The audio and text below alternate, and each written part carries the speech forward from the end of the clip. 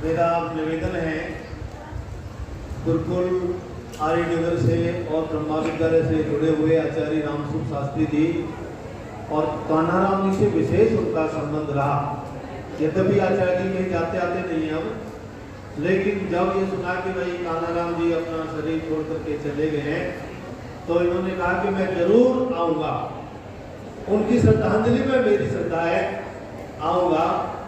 और परिवार से भाइयों से मुझे पता लगा कि भाई ये कहा कि प्रमोद जी को जरूर बुलाना मेरा नाम लेकर के, तो मैं भी बड़ा गौरव का अनुभव कर रहा हूँ। ऐसे ही महान आत्मा ने मेरे को पहले ही कहा हुआ, तो भाई उस पवित्र आत्मा को श्रद्धांजलि देने के लिए मैं आचार्य रामसुख जी से निवेदन करूँगा कि वो 10 मिनट के लिए अपने मुख्य व्याख्यान से हमें अनुग्रहित करेंगे। आदरणीय आचार्य रामसुख जी।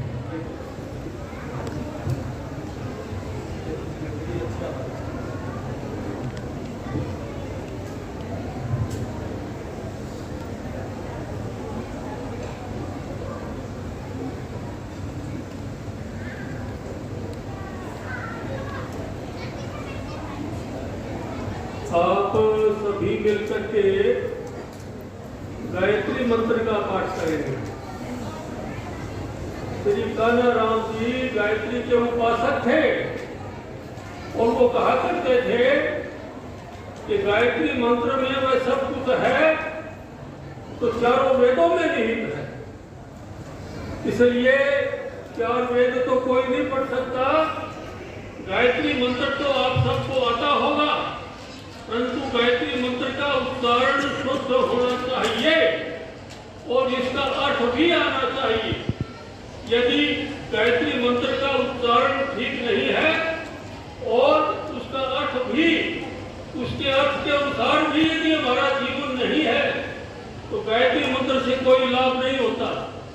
कुछ व्यक्ति यूं कहेंगे यदि गायत्री मंत्र का पाठ करने से हमें मोक्ष मिल जाएगा, गायत्री मंत्र के अर्थ के अनुसार जीवन बनाने से मोक्ष मिलेगा, गायत्री मंत्र का उच्चारण करने से मोक्ष नहीं मिलेगा।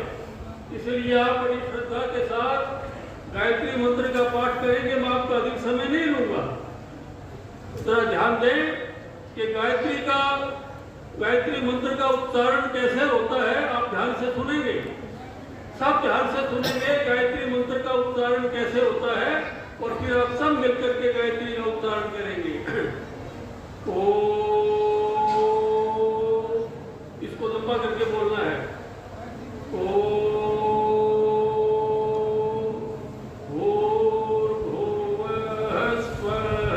पूर्ण विराम, बाबा समय नहीं बोलना, जरा ध्यान रखना। ओ रेप ऊपर चढ़ जाएगा। ओ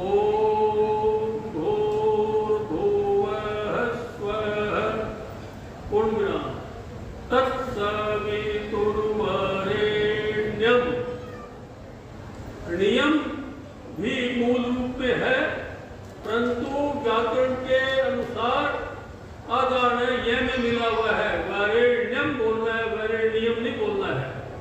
वरेण्यम भर्गो देवस्य धीमहि पूर्णविराम धियो यो न बोलोगे तो रहेगा नोट हो जाएगा। हे परमात्मा हमारी बुद्धि अच्छे कामों में न लगाना। धियो यो न के आगे 2 बिंदु है विसर्ग। न का होता है हमारा हमारी। धियो यो न प्रचोदया। मैं श्रद्धेय कान्हाराम जी की इस श्रद्धांजलि सभा में आने वाले सभी महानुभावों का, देवियों का धन्यवाद करता हूँ। आप एक प्रभाव लेकर के जाए कि कान्हाराम जी गायत्री मंत्र से बड़ा भारी प्यार करते थे, कभी आपने उनसे सुना होगा। इसलिए आप भी प्रातःकाल उठते समय और सायंकाल को सोते समय गायत्री मंत्र का उच्चारण किया करो, जैसे मैंने अब किया है। और इसके अंत में आता है धियो यो नः प्रचोदया। नः माने हमारा वह परमात्मा हमारी बुद्धियों को बुरे कामों से हटाकर अच्छे कामों में लगाए। महर्षि दयानंद जी महाराज कहते हैं और वैदिक विद्वान भी कहते हैं, केवल वेद पाठ करने से कल्याण नहीं होगा, वेद मंत्र का जो अर्थ है उस अर्थ के अनुसार अपना जीवन बनाने से कल्याण होगा। तो ध्यान रखें, आप श्री कान्हा राम जी के इस कार्यक्रम में अपनी श्रद्धांजलि दे रहे हो। मैं उनके सभी बेटों से निवेदन करूंगा कि यदि आप अपने पिता को सच्ची श्रद्धांजलि देना चाहते हैं तो अपने पिता से सवाए टेढ़े बनो। बेटा जब पिता से सवाया बन जाता है तो पिता को प्रसन्नता होती है, और बेटा यदि नीचे की ओर चला जाता है तो फिर यह आपको श्रद्धांजलि नहीं है, क्योंकि समय बहुत थोड़ा है। और थोड़े से समय में मैं उनके पुत्रों से ये कहना चाहूंगा कि आपके रूप में आपके पिताजी जीवित हैं, जीवित हैं, जीवित हैं। इसलिए आप कितने भी भाई हो, आपका जीवन उनके जीवन से शिक्षा ले और उनके अनुसार अपना जीवन पवित्र बनाए। तो मैं ऐसा समझूंगा कि आप अपने पिता को सच्ची श्रद्धांजलि दे रहे हो। जो बहुएं हैं घरों में, वो वास्तविक बहू बने। प्रातः काल उठ करके यदि माता जी है तो उनके चरण स्पर्श नमस्ते करो, अपने पति देव को चरण स्पर्श नमस्ते करो, आर्य बनो। तो भाई आपका श्री कान्हा राम जी के प्रति सच्ची श्रद्धांजलि होगी। वो आर्य समाज के लिए समर्पित थे, सीएवी स्कूल के लिए समर्पित थे। इसलिए मैं आप सबसे निवेदन करना चाहता हूँ कि सच्ची श्रद्धांजलि यही है कि हमारा जीवन पवित्र हो और सदा वेद मार्ग पर चले। और वेद मार्ग पर चलने के लिए केवल गायत्री मंत्र का अर्थ सहित पाठ किया करो।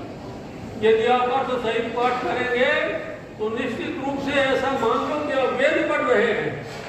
तो मैं परमपिता परमात्मा से प्रार्थना करूंगा कि हमारे कान्हा राम जी की आत्मा ने इस शरीर को तो छोड़ दिया और उस शरीर को हमने अग्नि के समर्पित कर दिया, और उस आत्मा ने कर्मानुसार दूसरी माँ के गर्भ में अपना स्थान बना लिया।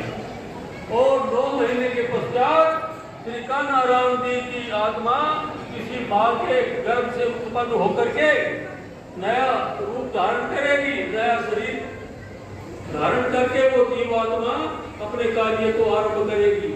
मैं सभी बहुओं से जो उनके परिवार की है उनसे निवेदन करूंगा कि वो सच्ची बहू बने, वो अपने नियमों का पालन करें। तो भाई मैं समझता हूँ कि सब जो आपने सच्ची श्रद्धांजलि दी है उनको गायत्री मंत्र का पाठ जो है प्रातः काल और सायंकाल किया करो। ये श्री कान्हा राम जी गायत्री मंत्र के प्रति बड़ी श्रद्धा रखते थे, तो आप भी गायत्री का पाठ, हे ईश्वर हमारी बुद्धियां बुरे कामों हटाकर अच्छे कामों में लगाना। सास अच्छी सास बनेगी, बहू अच्छी बहू बनेगी, घर में झगड़ा नहीं होगा, घर स्वर्ग बनेगा। मैं गुरुकुल की ओर से, गुरुकुल आर्य नगर की ओर से और आर्य समाज की सभी संस्थाओं की ओर से और आप सब की ओर से उन्हें अपनी श्रद्धांजलि अर्पित करता हूँ। नित्योम शाम। पीछे परिवार मैंने छोड़ करके गए, पूरा बड़ा परिवार है, मैं नाम ले देता हूँ। उनके पुत्र हैं जो 6 थे, एक चले गए स्वर्गीय श्री रोहतास जी। 5 पुत्र श्री दिलीप कुमार जी चेरवाल, श्री सतीश कुमार जी चेरवाल, श्री पुरुषोत्तम कुमार चेरवाल, श्री महेंद्र कुमार जी चेरवाल, श्री अजय कुमार जी चेरवाल।